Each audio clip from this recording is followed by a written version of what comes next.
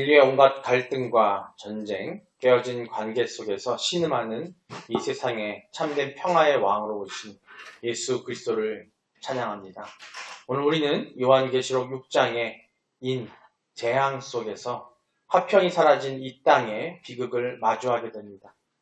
그러나 이 시판의 메시지는 우리를 두렵게 하는 것이 아닙니다. 평화의 근원이 어디에 있는지 깨닫게 하시는 하나님의 애타는 부르심입니다. 이 시간 우리의 마음에 무너진 평화를 회복하고 하나님과의 바른 관계 안으로 돌아가는 복된 예배의 자리가 되기를 소망합니다. 다 같이 묵상으로 기도하시겠습니다.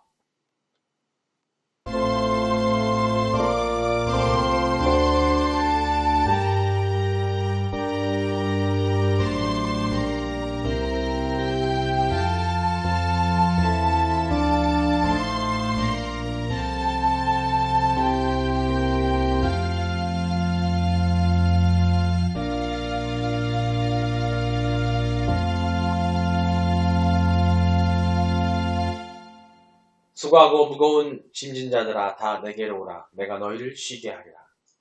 하나님은 영이시니 예배하는 자가 영과 진리로 예배할지니라.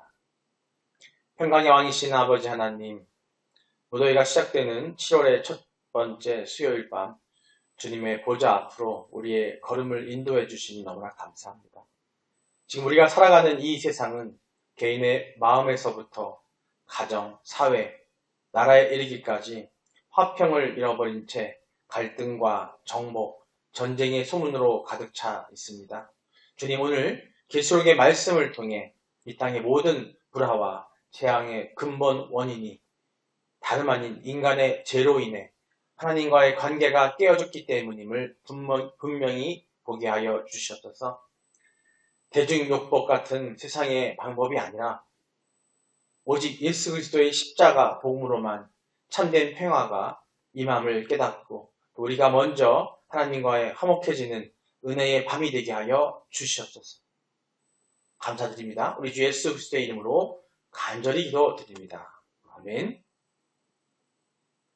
신앙 고백하시겠습니다. 전능하사 천지를 만드신 하나님 아버지를 내가 믿사오며 그 외아들 우리 주 예수 그리스도를 믿사오니 이는 성령으로 잉태하사 동정녀 마리아에게 나시고 본디오 빌라도에게 고난을 받으사 십자가에 못 박혀 죽으시고 장사한 지 사흘 만에 죽은 자 가운데서 다시 살아나시며 하늘에 오르사 전능하신 하나님 우편에 앉아 계시다가 저리로서 산자와 죽은 자를 심판하러 오시리라. 성령을 믿사오며 거룩한 공예와 성도가 서로 교통하는 것과 죄를 사하여 주시는 것과 몸이 다시 사는 것과 영원히 사는 것을 믿사옵나이다. 아멘. 오늘 말씀입니다. 계속해서 요한계시록 6장 1절로 11절 말씀입니다. 함께 한 목소리로 공독하시겠습니다. 내가 봄에 어린 양이 7인 중에 하나를 떼시는데 그때에 내가 들으니 내 생물 중에 하나가 우레소리 같이 말하되 오라 하기로 이에 내가 보니 흰 말이 있는데 그 탄 자가 활을 가졌고 면류관을 받고 나아가서 이기고 또 이기려고 하더라.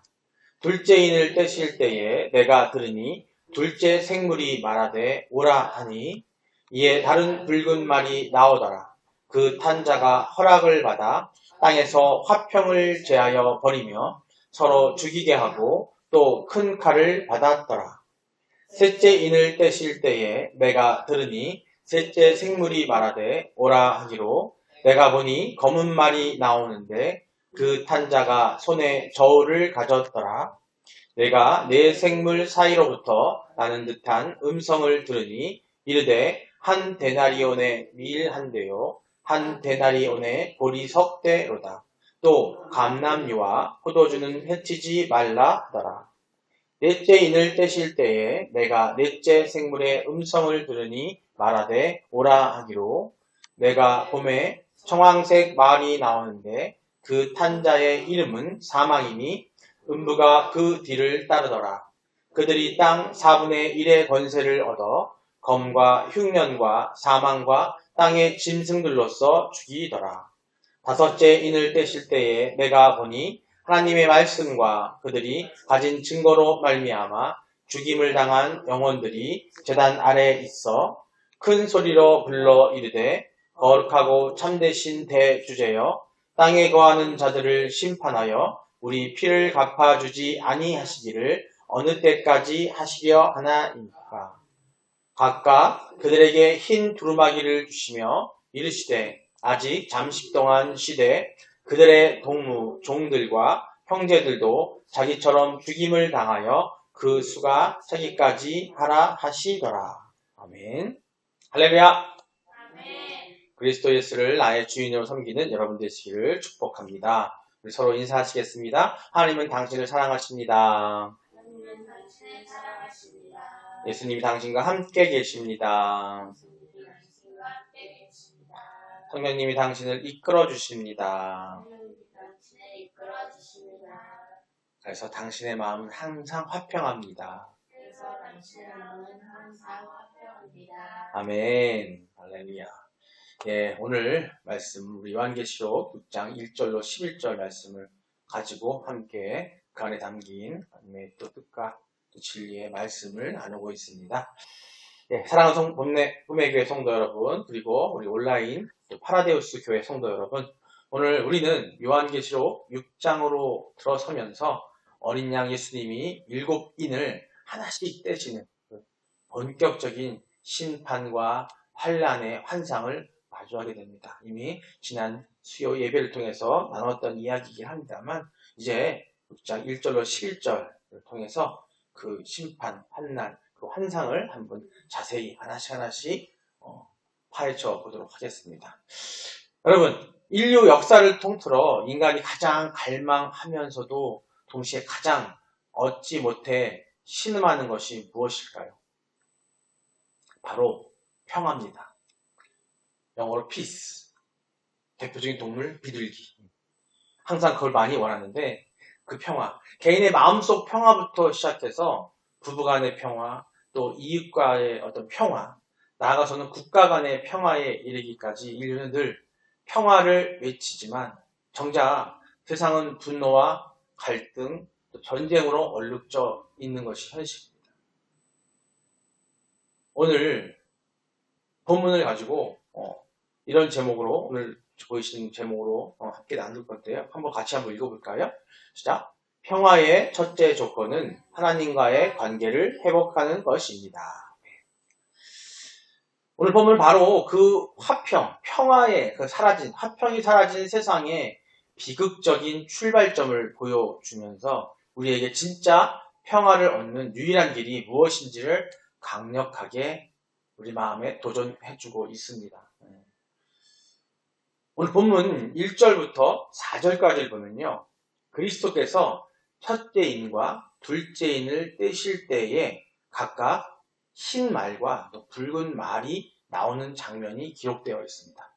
우리 본문을 다시 한번 1절, 4절 한번 읽어보겠는데요. 함께 다시 한번 읽어보겠습니다. 내가 봄에 어린 양이 7인 중에 하나를 떼시는데 그때에 내가 들으니 네 생물 중에 하나가 우레소리같이 말하되 오라 하기로 이에 내가 보니 흰 말이 있는데 그 탄 자가 활을 가졌고 면류관을 받고 나아가서 이기고 또 이기려고 하더라. 둘째 인을 떼실 때에 내가 들으니 둘째 생물이 말하되 오라 하니 이에 다른 붉은 말이 나오더라. 그 탄 자가 허락을 받아 땅에서 화평을 제하여 버리며 서로 죽이게 하고 또 큰 칼을 받았더라. 아멘. 여기서 두 번째로 등장하는 말이 있어요. 붉은 말에 대해서는 이것이 전쟁을 상징한다는 데에 성경학자들의 어떤 신학자들 사이에서 거의 이견이 없어요. 다들 동의하는 얘기입니다. 왜냐하면 붉은색 자체가 붉은 피를 상징하기도 하면서 또 무엇보다 4절 말씀에 땅에서 화평을 제하여 버리며 서로 죽이게 하고 또 큰 칼을 받았더라 라고 이야기하고 있어요. 전쟁의 모습을 아주 명확하게 단어로 기록해 두었기 때문입니다. 하지만 성도 여러분, 첫 번째 등장하는 흰말에 대해서는 의견이 좀 다양합니다. 그게 정반대로 두 가지 주장이 나누어져 있는데요. 첫 번째는 뭐냐면 흰색은 대개 성결이나 승리의 뜻을 보여주기도 하고요. 또 나중에 계시록, 이 요한계시록 19장 11절을 보면요. 예수님께서 이 땅에 오실 때 백마를 타고 등장하시기 때문에 이 6장의 흰말도 예수 그리스도나 복음의 승리를 상징한다는 주장입니다. 그리고 두 번째는 이와 반대로, 즉 예수님의 어떤 상징적인 말이 흰말이고 흰색이기 때문에 6장에 나오는 흰말도 예수 그리스도라고 얘기를 하고 있는데, 그래서 이와 반대로 군사적인 정복주의를 상징한다는 주장도 있습니다. 어느 쪽이 더 자연스러울까요? 찬찬히 뜯어보면 6장의 흰말과 19장의 흰말은 말 색깔은 이 희다는 것 말고는 공통점이 전혀 없습니다. 게다가 지금 상황을 보세요. 예수님은 하늘 보좌에서 두루마리의 인을 하나씩 떼고 계시는 상황이거든요. 지금 상황이. 근데 인을 떼다 말고 그 재판장의 역할을 하시는 분이 인을 떼자마자 또다시 본인의 말을 타고서 땅으로 툭 튀어나오는 상황인 거예요. 좀 상식적으로 생각해도, 우리가 생각할 때에도 좀 문맥상 말이 안 맞는다는 걸 볼 수 있어요. 무엇보다 첫째 인부터 넷째 인까지는 전쟁, 기근, 사망이라는 무서운 재앙들이 아주 일관성 있게 이어지는 흐름이 있습니다. 갑자기 첫 번째 인에서 은혜로운 복음이 등장한다는 것도 자연스럽지 않다라는 거죠.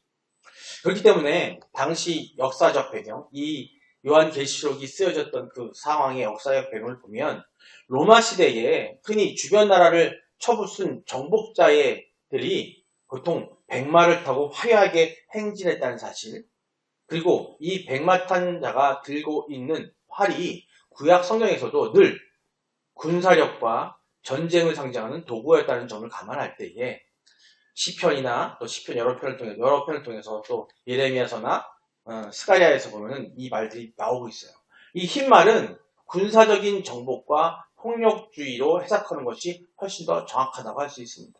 즉 이기고 또 이기려고 활을 들고 날뛰는 이 흰말 탄 자는 인류 역사 속에 끊임없이 나타나는 폭력과 침략, 정복주의로 가득 찬 악한 세력을 의인화한 것이라고 볼 수 있어요.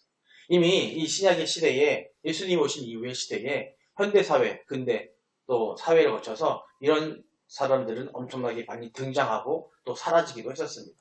이것은 주님이 우리가 마태복음 24장 5절에서 말세의 징조로 경고하셨던 난리와 전쟁의 소문과도 정확하게 일치하는 구절이라고 할 수 있어요.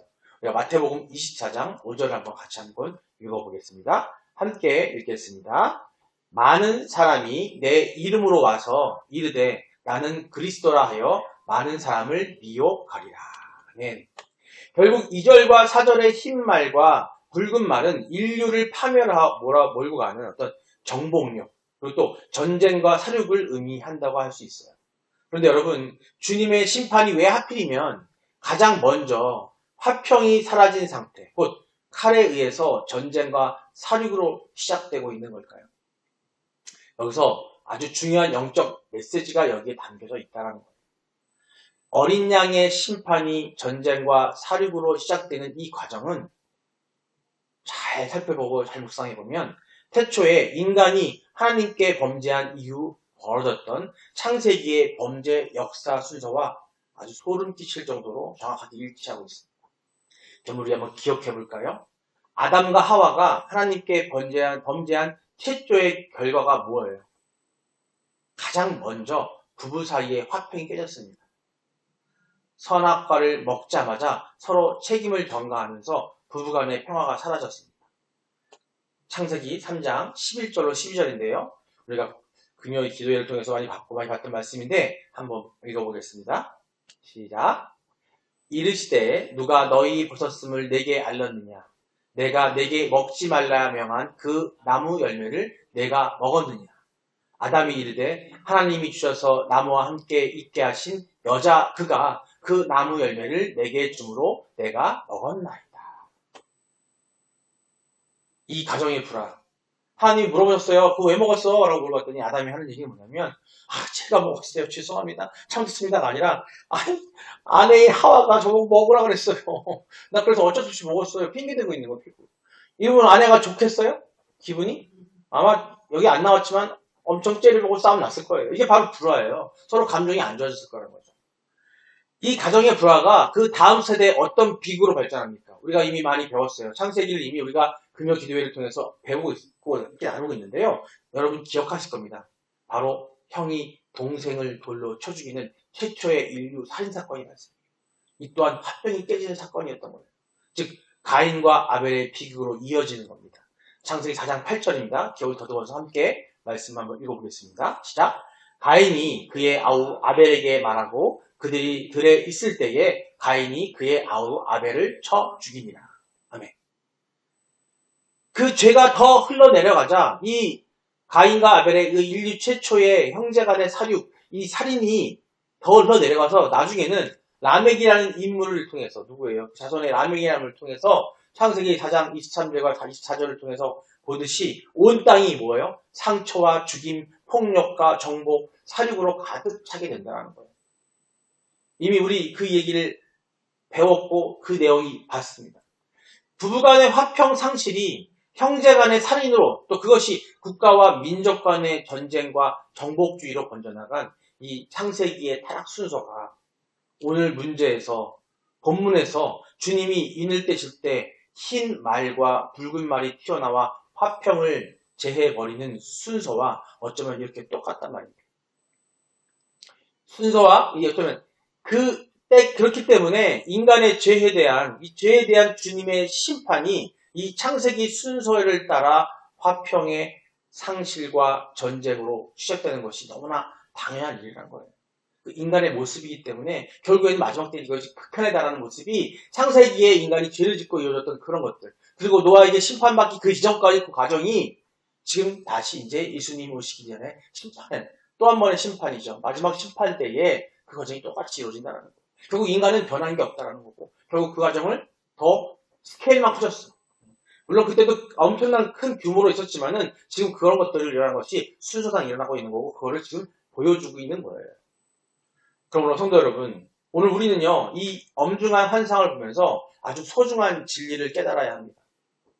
내 개인의 마음속에 평화가 깨진 이유, 우리 가정에 불화가 찾아온 이유, 이 나라와 지구촌에 전쟁과 사륙이 만연하게 된 그 근본적인 이유는 다른 데 있는 게 아니라는 거죠.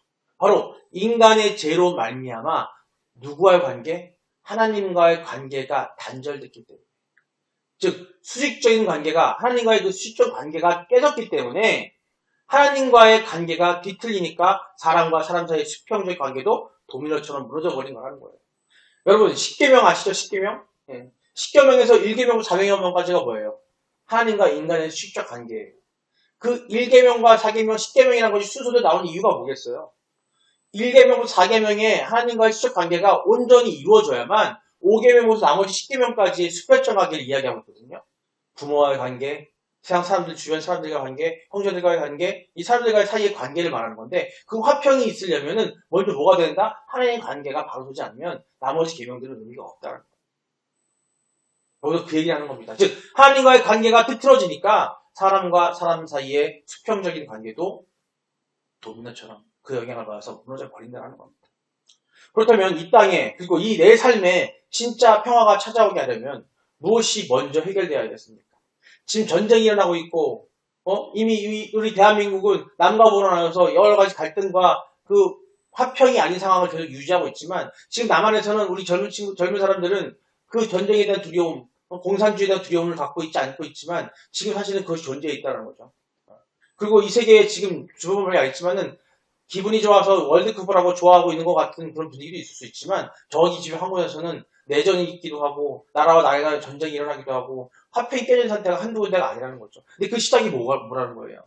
그 시작이 뭐예요? 바로 우리 개인들 첫 번째 두 부부 간의 화평, 가정 안의 화평에서 그 화평이 깨졌기 때문에 거기서 나와진 것들이 그것을 나와진 사람들이 이루어진 사람들이 계속해서 악한 것으로 죄를 짓고 살고 있다는 겁니다. 그렇기 때문에 여러분 하나님과 인간 사이에 깨어진 관계가 먼저 온전히 회복됐을 때에 그것이 먼저 선행되어야 한다는 겁니다. 우리는 이것이 머리로만 아는 자가 돼서는 안 된다는 거예요. 이 불화 가득한 세상 속에서 하나님과의 바른 관계를 전달하고 또 이 땅의 타락 이전에 평화 상태를 싣는 진짜 뭐예요? 평화를 만드는 자, 평화주의자, 피스메이커가 되야 된다는 겁니다. 이를 위해서 우리가 해야 할 최고의 일이 뭐겠습니까? 우리 각자 개인이 할 수 있는 게 뭐겠습니까? 지금 당장 정치계로 나가서 대통령이 돼가지고 막아요? 지금 당장 나가서 군사 지도자가 돼가지고 아니면 유엔에 가서 얘기해서 막아요? 바로 우리가 할 수 있는 건 뭐냐면 바로 예수 그리스도의 복음을 널리 전하는 거예요. 왜냐하면 하나님과 인간 사이에 깨어진 죄의 밤은 세상의 정치가나 돈으로는 허물 수 없다는 겁니다. 오직 예수 그리스도의 십자가 복음으로만 무너뜨릴 수 있기 때문이에요.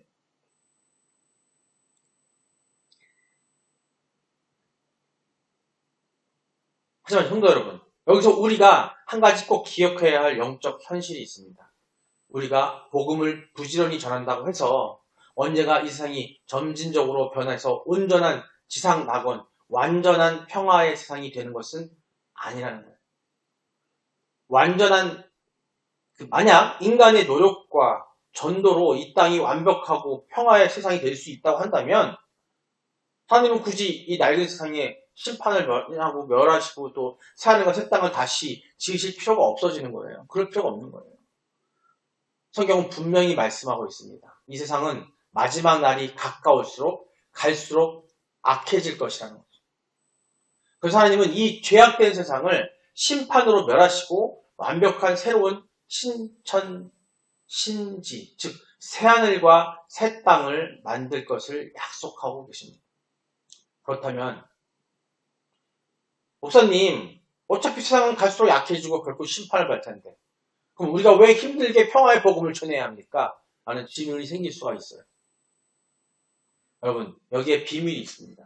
완전한 평화의 나라인 그 신천 신지는요, 그냥 저절로 도래하는 것이 아니라는 거예요. 주님은 마태복음 24장 14절에서 하나님의 복음이 온 땅에 편만하게 전파되어 모든 족속이 복음을 듣게 될 때야 비로소 끝이 오고 하나님의 나라가 완성될 것이라고 못 박아 말씀하셨습니다. 바로 여기에 우리가 오늘도 평화의 복음을 전해야 할 절대적인 이유가 있는 겁니다. 복음은 이 고통스럽고 신음한 세상에 종지부를 찍고 끝을 마침표를 찍고 주님이 다스리시는 진짜 눈물도 없고 전쟁도 없는 진정한 평화의 세계를 온전히 도래하게 만드는 유일한 방편인 줄 믿으시기 바랍니다.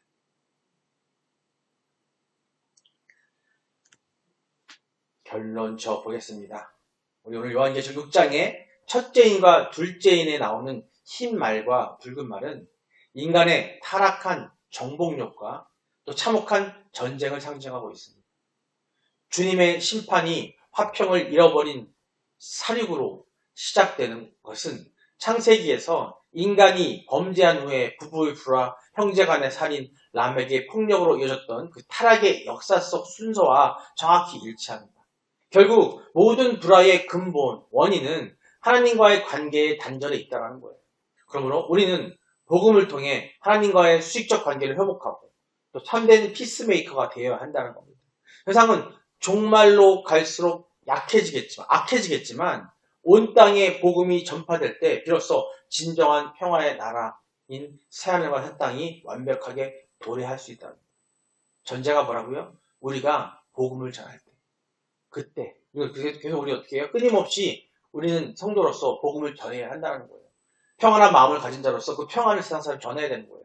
그리고 내가 먼저 평안해야 되는 거고 내가 평안이 없을 때 세상 사람들에게는 평안을 전할 수가 없어요. 내가 결국 평안의 방법이 뭐라고요? 하나님과의 관계를 온전히 계속 유지해 나가는 거예요. 떨어지지 않으면 꽉 붙잡아 있어야 하는 거예요. 예수님 붙잡아야 되고 성령님의 이끌림 받기 위해서 기도하고 애써야 되고 항상 내가 흐트러질 때라도 그렇게 해야 된다는 겁니다. 말씀을 몇 절 보면서 마무리할까 합니다. 이 우주와 이 세상과 우리의 삶 속에 임하는 참된 평화의 선포와 그 평화가 완성되는 유일한 조건이 무엇인지 성경 두 구절을 개역개정 말씀을 통해서 한번 새기면서 말씀을 맺어보도록 하겠습니다. 먼저 이사야 52장 7절 말씀인데요. 자, 함께 읽어보겠습니다.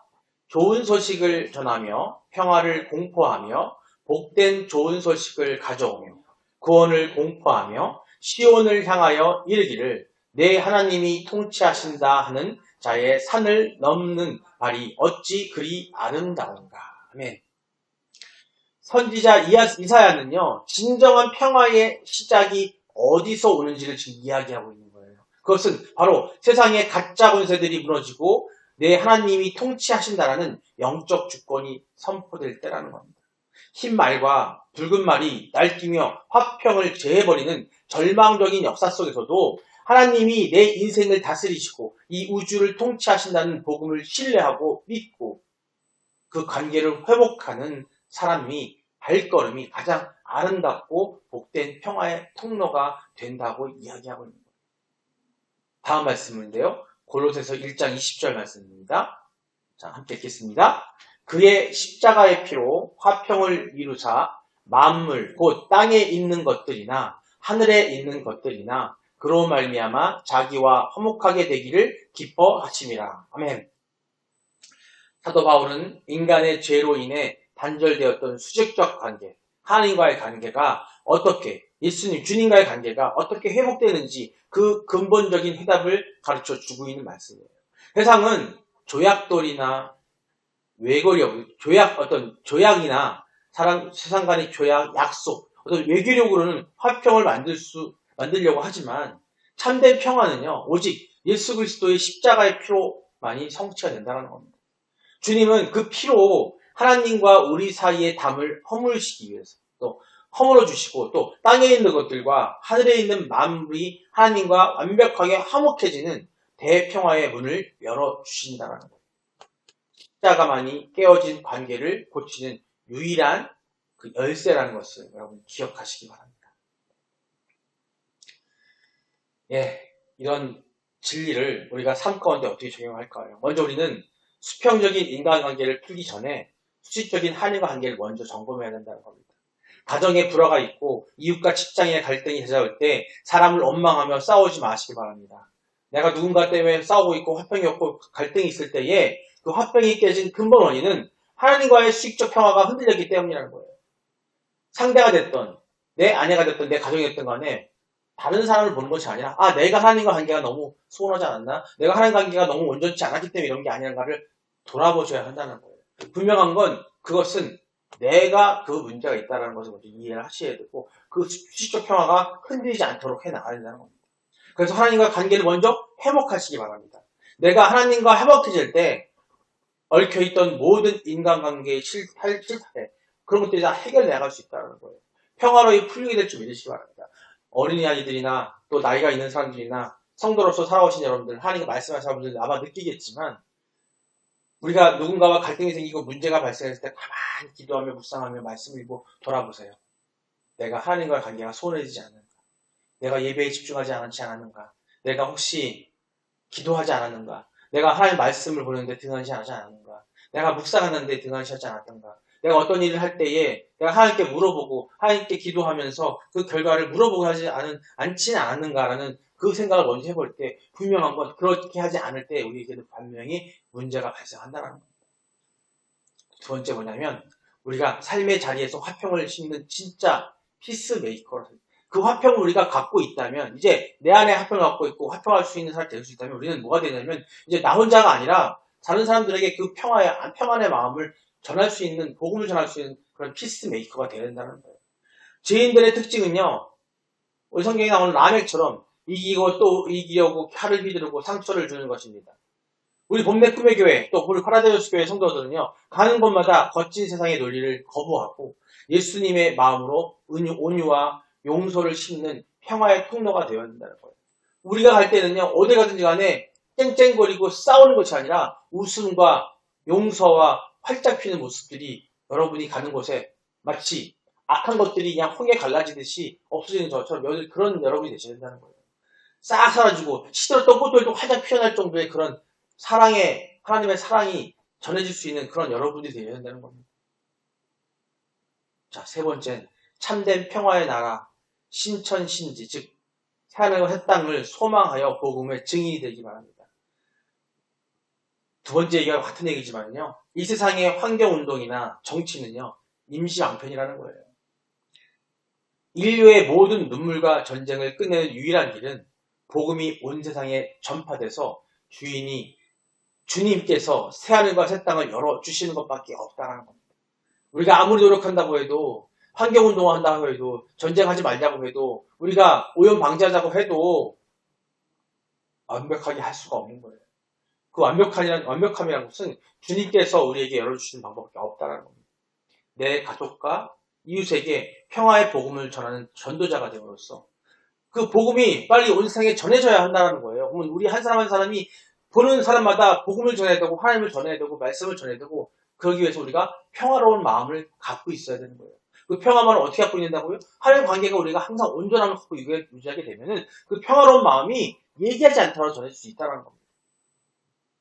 참된 평화의 나라를 앞당기는 그런 영광스러운 천국 백성이 되시기를 주님으로 축원드립니다. 이 시간 우리가 이렇게 말씀을 나누는데요. 주님 말씀하시면 우리가 찬양 속에서 한번 이렇게 기도 제목을 가지고 기도하기 바랍니다.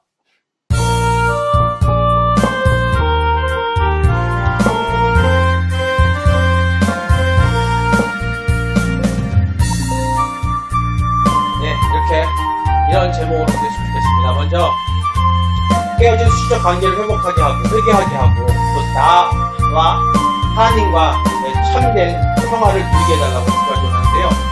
여러분 오늘 말씀을 통해 세상의 모든 불화와 갈등, 미움의 고통이, 마음의 고통이 하나님과의 깨어진 관계에서 시작되었음을 우리가 보고 확인했습니다.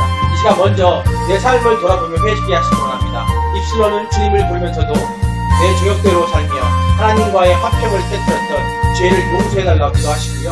내 안에 고살인 분노와 정복력을 십자가 앞에 다 내려놓지 바랍니다. 하나님과의 관계가 온전히 회복되어 하늘의 평강이 내 심령과 가정에 강같이 흘러넘치게 해달라고 우리가 같이 주여 하고 부르겠습니다. 주여! 사랑의 하나님, 평강의 왕이시여 하나님 아버지시여 내 마음속에 평안이 없고 내 가정과 이웃과의 관계 속에 늘 갈등과 다툼이 끊이지 않았던 이유가 바로 내가 하나님과 수직적인 관계를 소홀히 했기 때문임을 깨닫고 다툼을 치며 회개합니다. 아담과 하와처럼 죄 가운데 서서 이웃을 원망하고 상처 주었던 남에게 포악함을 우리에게 그 남에게 포악함을 용서하여 주셔서 이 밤에 예수 그리스도의 십자가 보혈로 내 심령을 씻어주셔서 하나님과의 가로막힌 죄의 담이 허물어지게 하시고 주님이 주시는 세상에 줄 수 없는 참된 평화가 내 영혼 속에 가득히 차오르게 하여 주셔서 아버지 바랍니다. 원합니다. 우리의 마음에 온전한 평안이 있게 하여 주시고 그 길을 아버지의 관계가 온전히 연결되게 하여 주시옵소서.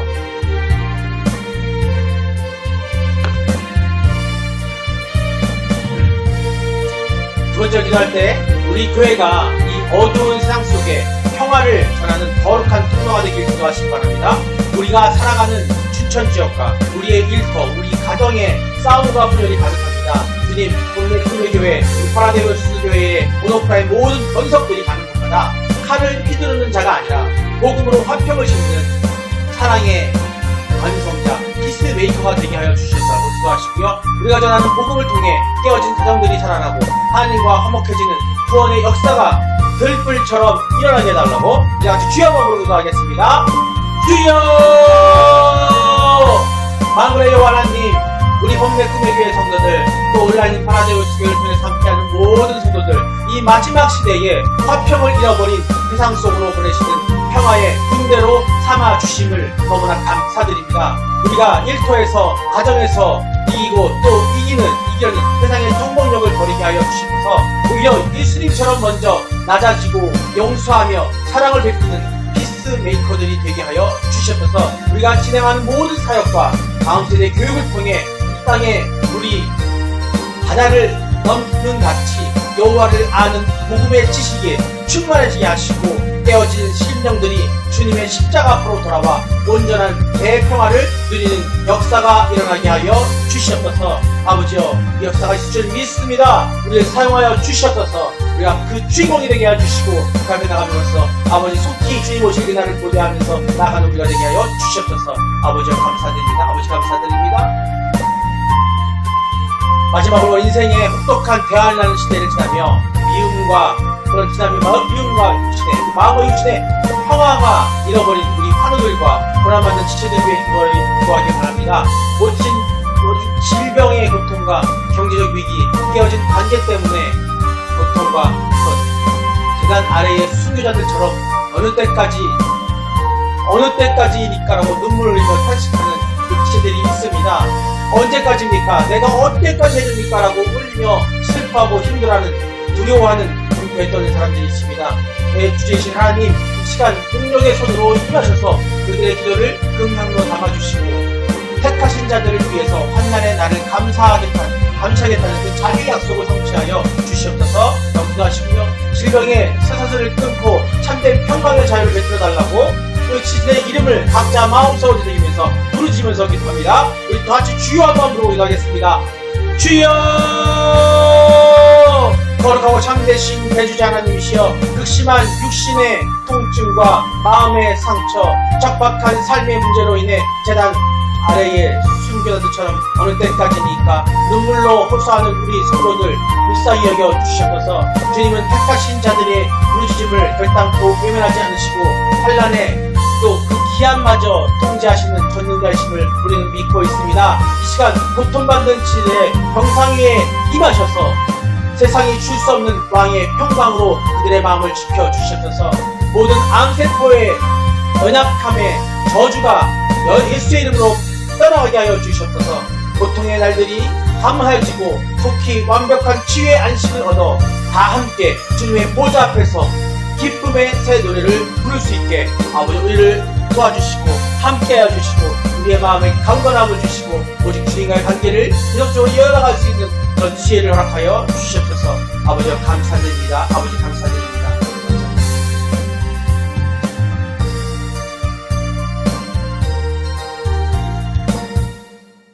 만왕의 왕이시며 평강의 주가 되시는 예수 그리스도님, 요한계시록 6장의 인재앙 속에서 화평이 제하여진 이 땅의 비극을 보며 과연 내 인생과 이 우주의 참된 평화가 어디서 오는지를 다시금 명백히 깨닫게 하시니 무한 감사드립니다.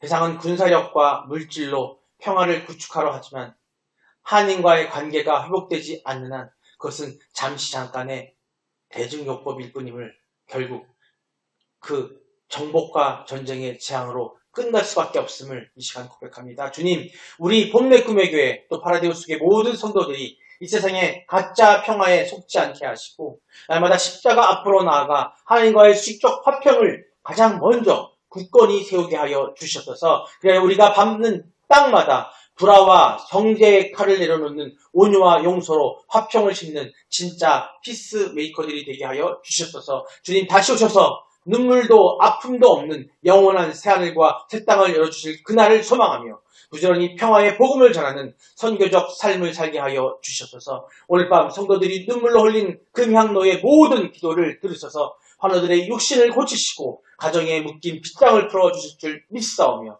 우리의 유일한 소망 되시는 예수 그리스도의 이름으로 간절히 기도드리옵나이다. 아멘. 주님 가르쳐주신 기도로 예배를 마치겠습니다. 하늘에 계신 우리 아버지여, 이름이 거룩히 여김을 받으시오며 나라의 마옵시며 뜻이 하늘에서 이루어진 것 같이 이루어지이다.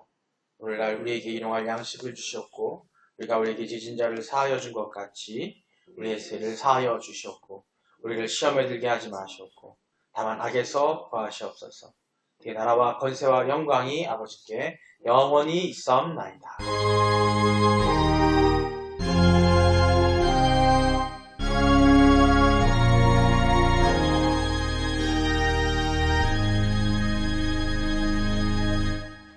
아멘. 할렐루야. 주님께 영광 쏩니다. 우리 수고하셨습니다.